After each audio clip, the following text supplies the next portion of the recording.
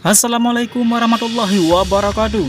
Tolak himni Aceh, mahasiswa gaya geruduk kantor DPRK Aceh Tengah. Gayo, tolak himni Aceh dinyanyikan pada acara pemerintahan. Puluhan mahasiswa menggeruduk kantor Dewan Perwakilan Rakyat Kabupaten Aceh Tengah. Dalam aksi, para mahasiswa meminta lembaga pemerintah yang telah menyanyikan lagu himni Aceh untuk meminta maaf karena telah melukai adat Gayo yang mana memiliki himni bangsanya sendiri. Selain meminta lembaga pemerintah untuk meminta maaf, para mahasiswa juga menuding majelis adat Gayo tidak bekerja maksimal sehingga tidak mampu menjaga adat Gayo.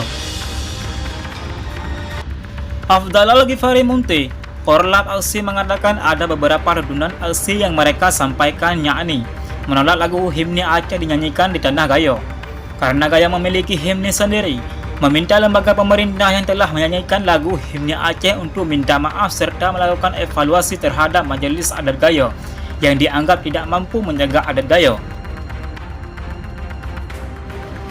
Kita minta lembaga pemerintah telah menyanyikan himni Aceh untuk minta maaf karena telah melanggar hukum adat Gayo, kata Afdal Kamis tanggal 16 Mei 2024. Lanjut Afdalal, pihaknya semakin kecewa sebab dalam setiap acara seremoni pemerintahan di Kabupaten Aceh Tengah, bahkan himni Gayo tidak pernah dinyanyikan. Kami minta himni Gayo dan pakaian adat harus ditetapkan pada setiap acara pemerintahan hingga sekolah-sekolah, tegasnya. Dari pantauan tim TV One News, aksi mahasiswa nyaris ricuh setelah sempat saling dorong dengan pihak kepolisian Polres Aceh Tengah.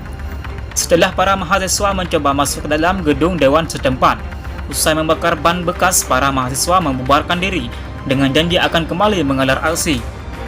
Jika tuntutan kami tidak diindahkan, maka kami akan kembali, pungkasnya. Hanya sekian, Assalamualaikum warahmatullahi wabarakatuh.